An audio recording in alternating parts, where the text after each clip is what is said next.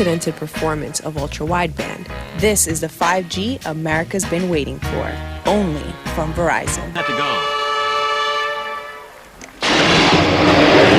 Officials have given their approval for play. Each team has concluded its last-minute huddle, and now the crowd cheers once again as this Houston audience greets its team, led by the storied athlete Jonathan E. Houston carries it. Look it, boys! Look it!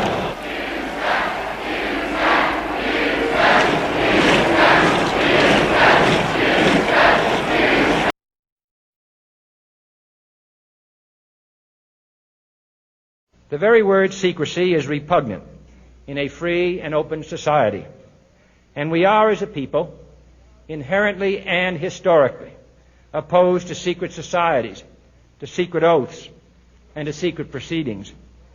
We decided long ago that the dangers of excessive and unwarranted concealment of pertinent facts far outweighed the dangers which are cited to justify it. Even today, there is little value in opposing the threat of a closed society by imitating its arbitrary restrictions. Even today, there is little value in ensuring the survival of our nation if our traditions do not survive with it. And there is very grave danger that an announced need for increased security will be seized upon by those anxious to expand its meaning to the very limits of official censorship and concealment. That I do not intend to permit to the extent that it's in my control. And no official of my administration, whether his rank is high or low, civilian or military, should interpret my words here tonight as an excuse to censor the news, to stifle dissent, to cover up our mistakes, or to withhold from the press and the public the facts they deserve to know. For we are opposed around the world by a monolithic and ruthless conspiracy that relies primarily on covert means for expanding its sphere of influence, on infiltration instead of invasion, on subversion instead of elections, on intimidation instead of free choice, on guerrillas by night instead of armies by day.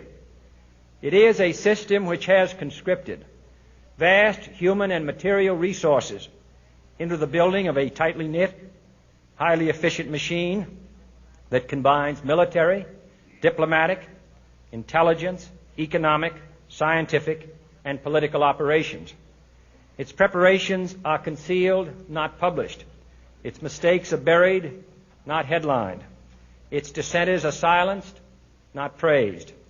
No expenditure is questioned, no rumor is printed, no secret is revealed.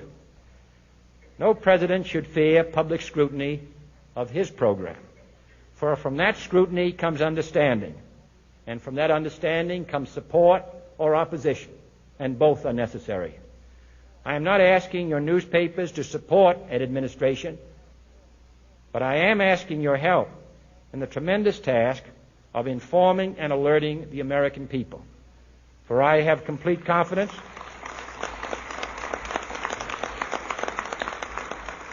in the response and dedication of our citizens whenever they are fully informed.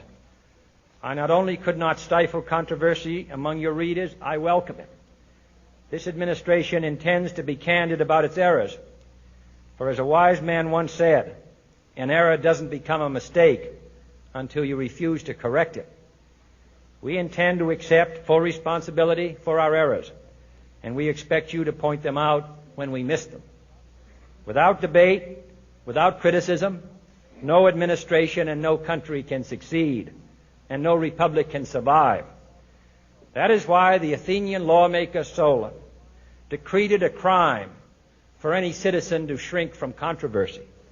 And that is why our press was protected by the First Amendment, the only business in America specifically protected by the Constitution, not primarily to amuse and entertain, not to emphasize the trivial and the sentimental, not to simply give the public what it wants, but to inform, to arouse, to reflect, to state our dangers and our opportunities, to indicate our crises and our choices, to lead, mold, educate, and sometimes even anger public opinion.